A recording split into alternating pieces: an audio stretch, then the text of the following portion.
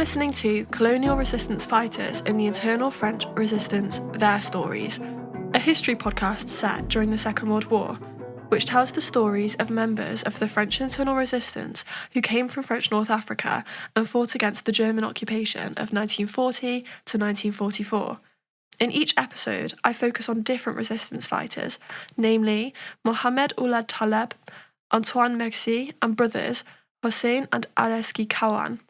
You'll hear about their backgrounds, their resistance activities, and their lives, using information gathered from their resistance files. The podcast explores how different aspects of their identities, such as their race, religion, and citizenship status, may have influenced their decision to resist and the nature of their resistance action. Thousands more colonial resistance fighters than this operated in France during World War II, but these podcasts aim to change the narrative about who resisted. They demonstrate that the history and memory of the French resistance is diverse and that colonial populations are a part of it.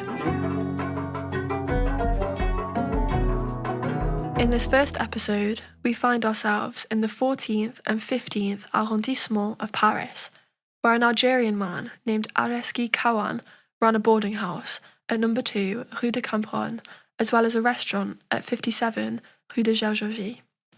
Born in 1906 in Mekla, Algeria, like so many Algerian migrant workers, he came from the area of Grand Kabylie.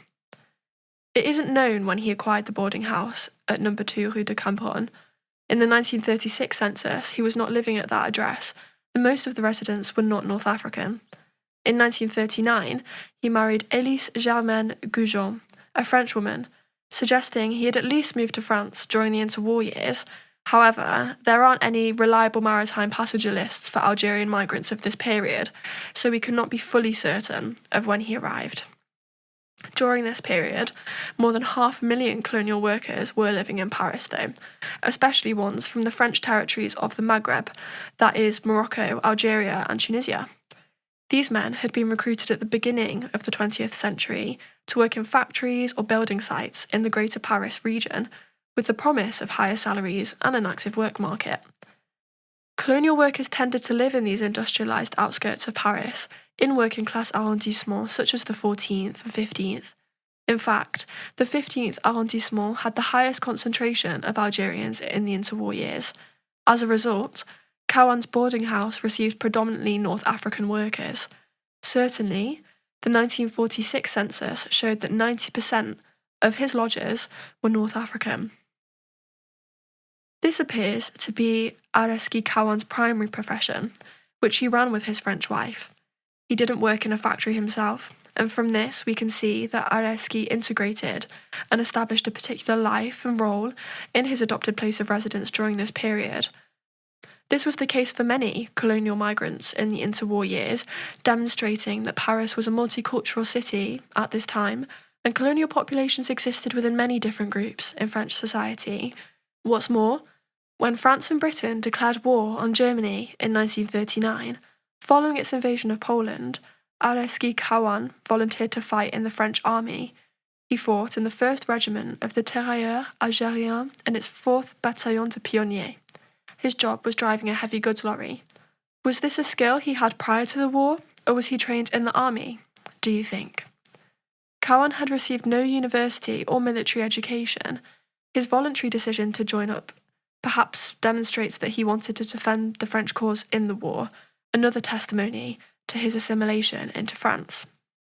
During the fighting of May or June 1940, it appears he was taken captive, but he swiftly managed to escape and return to Paris. At the end of 1941, Kaouane's resistance begins, a turning point in his life. As we know, he was most likely a longer established migrant, and his occupation as a cafe, restaurant and boarding house owner would have given him more social and financial resources and contacts to utilise in his resistance action. He was therefore able to make contact with a higher ranking police officer named Georges Préchat, who was organising the first resistance activity in the 14th arrondissement and later became commander of the French internal resistance there. Areski Kaouane resisted alongside his younger brother, Hocine, who was also born in Mekla, Algeria, in 1913. Initially, their acts of resistance were unarmed, So, for example, they housed 2 Allied airmen in the boarding house that Areski owned. They helped escaped French and colonial soldiers and young men wanting to avoid the compulsory work service. They helped them get to the free zone.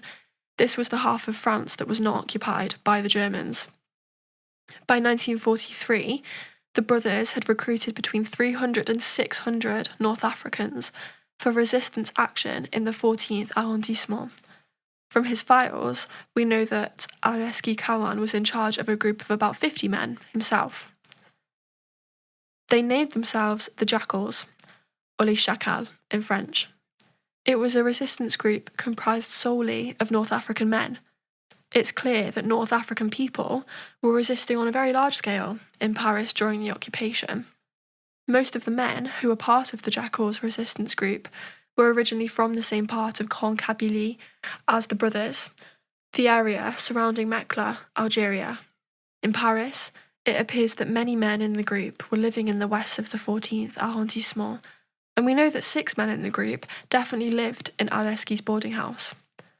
Potentially, the nature of this group and their resistance action was influenced by community and cultural ties, group solidarity and friendship. This gives us an insight into certain reasons why these people may have chosen to resist.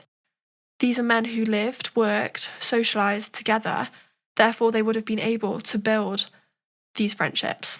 And it's important to mention that this is resistance like any other. We know in the case of French resistance groups, it was group solidarity that led them into the resistance. Therefore, we can only assume it was the same for resistance among North Africans.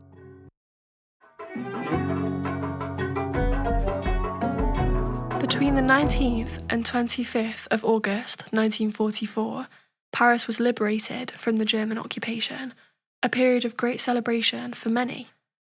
The Jackals group fought in the battles that led to the liberation.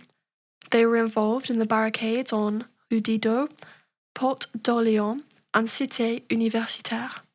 For example, they captured German soldiers and patrolled the whole of the 14th arrondissement on 2 of the nights. From these documented actions, this resistance group evidently played an important role in the liberation of Paris and the French internal resistance overall. In fact, if you remember, we met Lieutenant Colonel Georges Préchat earlier in the episode, the commander of French internal resistance activity in the 14th arrondissement. We have a record of his very enthusiastic praise of Areski Kaouane and his resistance action in particular. Préchat records that he was the heart of his group and a living example of courage, loyalty, and devotion to France.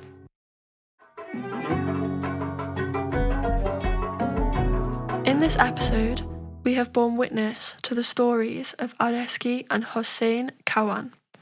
We have found out about what they did to resist during the Second World War and who they were. But, for both brothers, it is only the 6-day period of the liberation of Paris that is recognised as their period of service. Despite the non-armed resistance activity that had been carried out by the brothers throughout the occupation, which didn't necessarily happen within formal structures, this has made it more difficult for them to be sufficiently recognised for their contribution to the French internal resistance, a situation that is unfortunately common among colonial members. After the war, Hocine Kaouane did contest this short service period, having returned to Algeria in the immediate post-war years. Areski Kaouane remained at number 2, Rue de Cambronne, likely resuming his profession, but their stories should not be forgotten, they should be heard. The stories of the men mentioned in this episode are central to the history of the resistance. They illustrate the wide and extensive contribution of colonial populations to this cause, all over Paris and all over France.